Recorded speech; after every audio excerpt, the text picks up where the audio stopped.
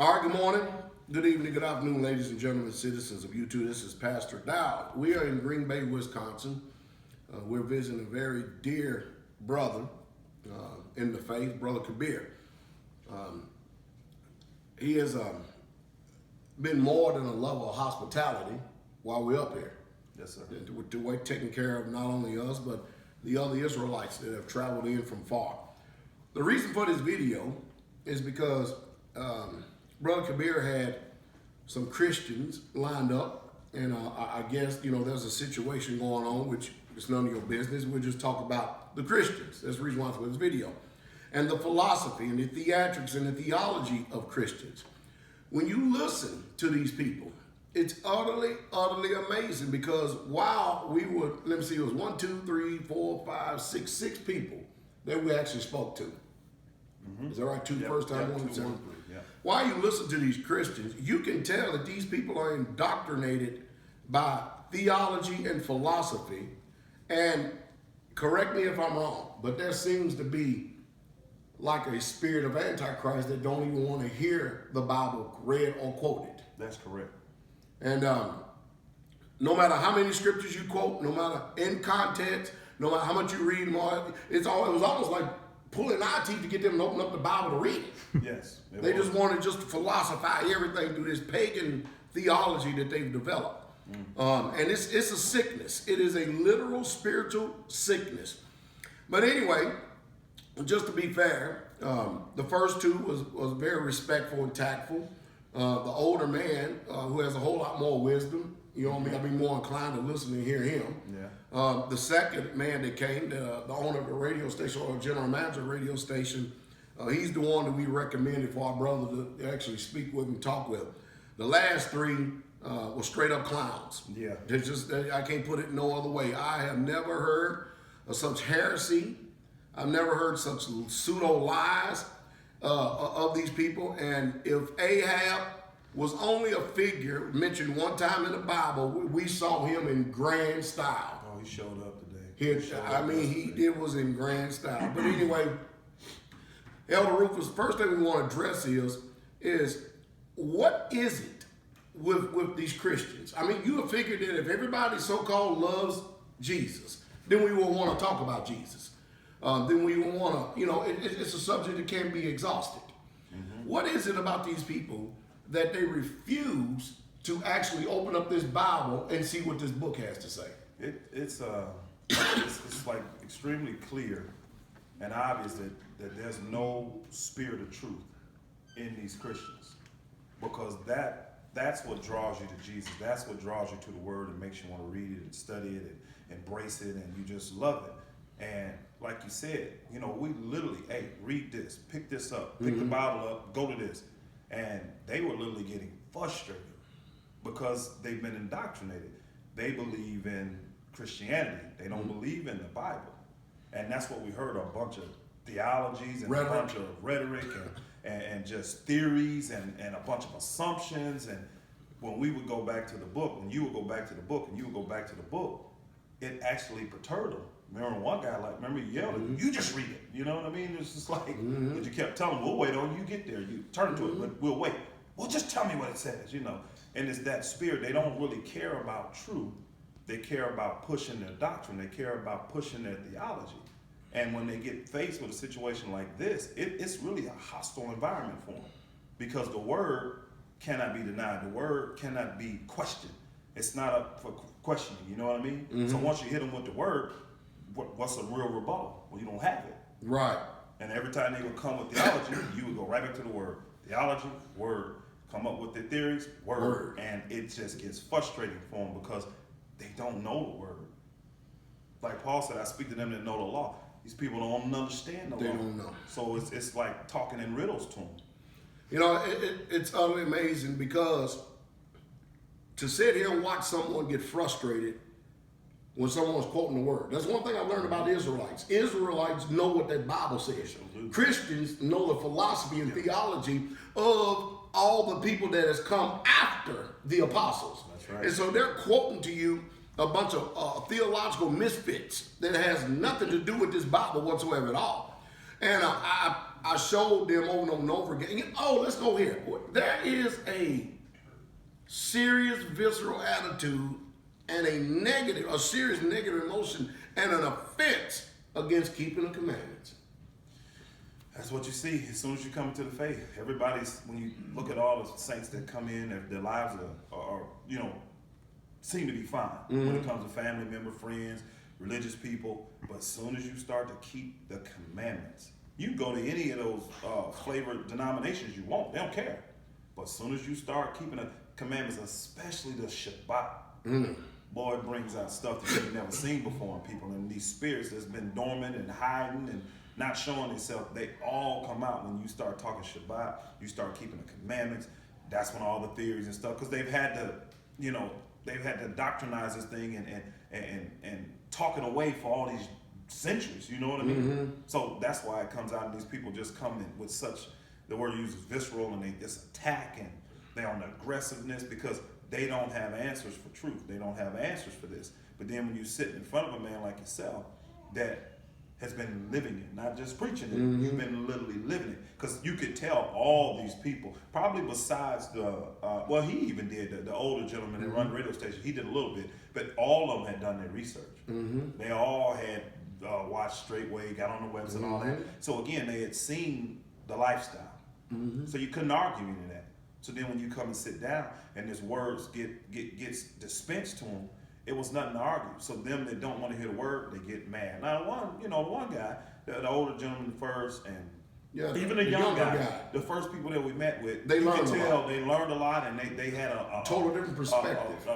A respectful honoring for Pastor after they left. Now, was it going to change their mind? No, because one man made it even clear. He said, I understand what you're saying about that, but I'm still going to eat my pig. Yeah. He going to still keep his position, but there was a level of respect and honor that was given because they were able to sit down with the man of Yah and not just read it or see it on videotape. They got to see a different side.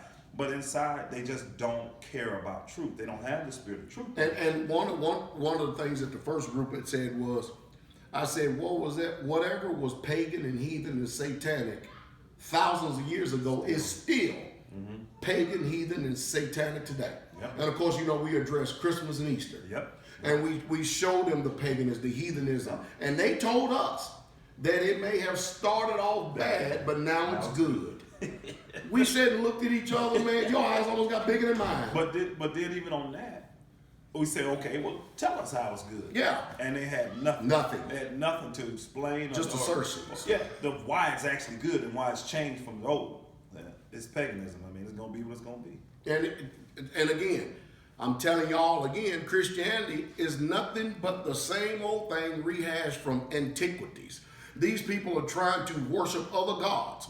That's why they talk about this pagan trinity. And they infuse the worship of other deities and other gods. They're trying to infuse it with Jesus, Yahshua, HaMashiach, or Yahweh. They're trying to fuse them together and say that it's all right. That's what got Israel in trouble. The reason why I put them in all them slaveries. Trying to coexist has always been our issue. Always been an issue, and it's the same today. It's the same today.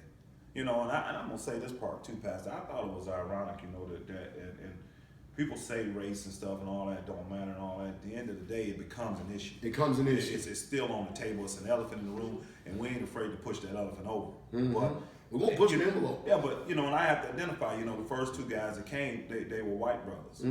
The second guy that came by himself was a white brother. Right. Now, the last guys that came, it was two black guys and a white guy.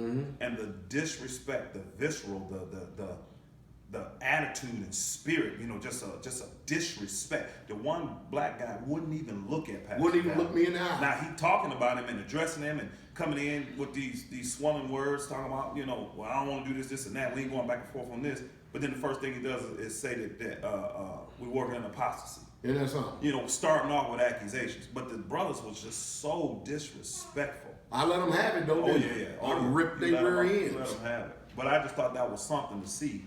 That here it is, they always want to push and tout this and that, but out of all these people, they were the most disrespectful. And don't know what the Bible. Had no clue what it said. And of course, that disrespect from the black folk is because of the curses. Yep. That's mentioned in Deuteronomy. He says that I would envy thy brother. Envy. That's what he said. It's just a sad situation.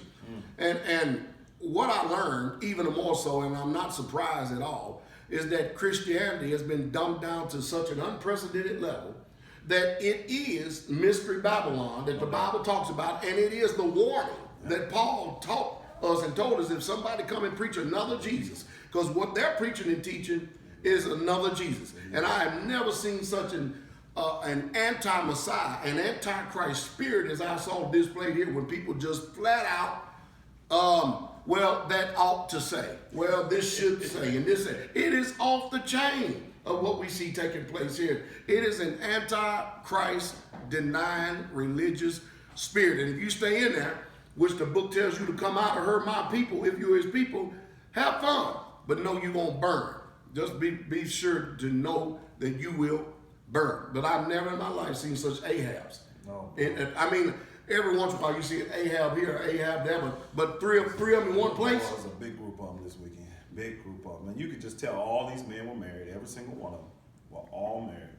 And you know, and they were emasculated. Well, besides the one that came by himself on the radio Yeah, station, he might. I got a lot of respect for him. Out of two, and you could tell the first older guy. Pastor, the one pastor. Yes, those two are working in the right direction. The rest of them younger guys, man, you can forget it. Them cats been, them women, man, they done had whatever. You know, they've been jacked up for years. They full of estrogen is what they full of. They ain't got another level of testosterone in them at all. They done made a reverse. GMO is modifying this stuff. You know that, right? I know. The GMO is modifying. It's taking the T levels down out of men and stuff. And of Putting course, women. the reason why they can't understand what we talk, because we eat a lot of our own food. That's right. And so therefore we're not modified. We're not affected like that stuff. And then when you turn around and you see men turn around getting mad at a man for being a man. Yeah. It's offensive. One guy was getting all scared. We talk about the law.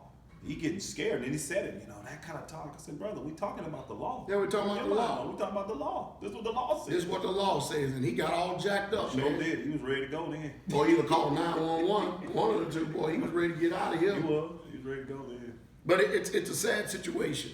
It's a sad situation what I see, and I told Brother Kabir, I said, I've been many places. I said, but this place right here, this got to be one of the greatest anti-Christ areas that has to be, especially if these guys are the cream of the crop. That's what he was saying. Because, I mean, in the scale of, brother, let's just tell the truth. This was like Mike Tyson fighting someone who just started their first week in Golden Gloves. Yeah. That's that. I mean, it wasn't a fight, actually. It wasn't a fight. It wasn't, and not that we came for a fight. We just using those. We came to have a civil discussion now. We did, and for the most part. But these Negroes. Yeah, that wasn't civil. But for the You most black part, folks, man, y'all got problems. Y'all got some damn problems. I mean, really, y'all got some serious problems. I mean, y'all are tore up. Y'all are messed up. Go ahead, man. It was civil, but I think that one of the biggest issues I had was listening to these people come here out of what they call honor and respect for our brother. And just point. But see, we know that it's just his situation that got them here, his position that got them here. But it was so clear to see the underlying motivation of all of them.